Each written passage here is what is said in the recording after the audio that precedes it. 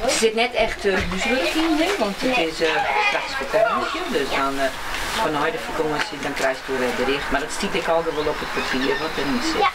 En dan maar gewoon naar de siertjes.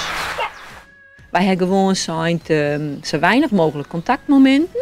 Elke maand is er een groep aan de beurt om het op te halen. En dan wordt het in plastic verpakt. Zodat ze thuis weten kunnen van, nou we laten het nog een 12 tot 24 uur dicht voor eventuele besmetting of zo. Dus, en Stadwand is vreemdemaas groep zo'n 8 aan de beurt. Zo hebben wij het proberen te regelen. Het pakketje wat ze mooi krijgen, er zit voornamelijk werkbladen in. Maar verder volgen we ze op de computer. Ik werk dan maandag, donderdag en vrijdag. En 8 uur dan stiet de computer aan. En dan zeg ik al welke baan had om 7:15 of 8 uur al los binnen. En welke had, nou denk ik even uitsliepen. En pas om 10 uur die 11:30 beginnen. Maar ik ken ze precies volgen. Dat is het programma Snippet wat wij hebben. En nou, dat is in deze situatie ideaal. Had je nog vragen, Feitje?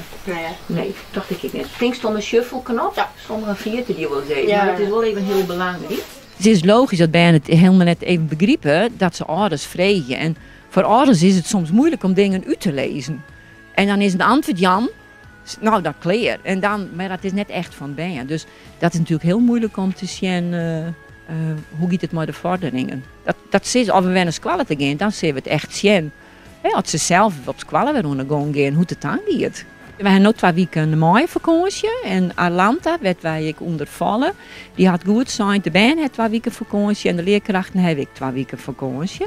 Want het klinkt misschien leuk thuiswerken. Maar thuis is net in lokaal. Wij volgen de richtlijn van Atlanta. Daar krijgen de ouders Joert of Mo en ik bericht hoor. En dan weten we hoe het zit na de meivakantie. Maar de PO-raad heeft al aangejoend helft van de schooltijd. Dus er komen je net 74, 80 bij een man die halve mei in één keer een squallen taal. Nee, dat wordt hem net. En ouders mag ik net in squallen komen. Dus het zal waarschijnlijk afscheid bij het hek wezen. De band binnen net. En toen hadden ze betocht van, dan kunnen we er wel schilderen, de lokaal. En dat is prachtig worden.